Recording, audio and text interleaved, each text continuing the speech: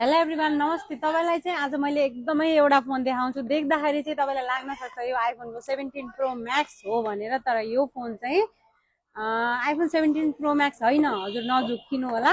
Orange कलरमा same to same iPhone 17 Pro Max जस्तै निकालेको छ। यो चाहिँ एमहर्सको 17 प्रो म्याक्स प्लस भनेर निकालेको छ। नझुक्किनु है।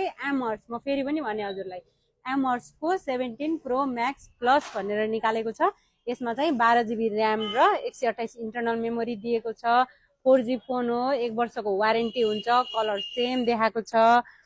अनि तपाईँको कभर पनि सेम 17 प्रो म्याक्सकै कभर लाग्छ होइन। कभरहरू पनि यस्तो यस्तो कभरहरू, राम्रो राम्रो कभरहरू हाल्न मिल्छ यसलाई। अनिखेरि कभर हालेर पोकेटमा हाल्यो भने चाहिँ तपाईँको एकदम कसैलाई पनि थाहा हुँदैन यो एन्ड्रोइड हो कि आइफोन हो भनेर।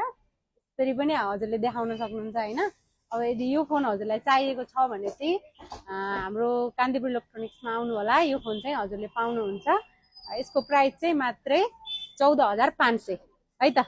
ल, धन्यवाद।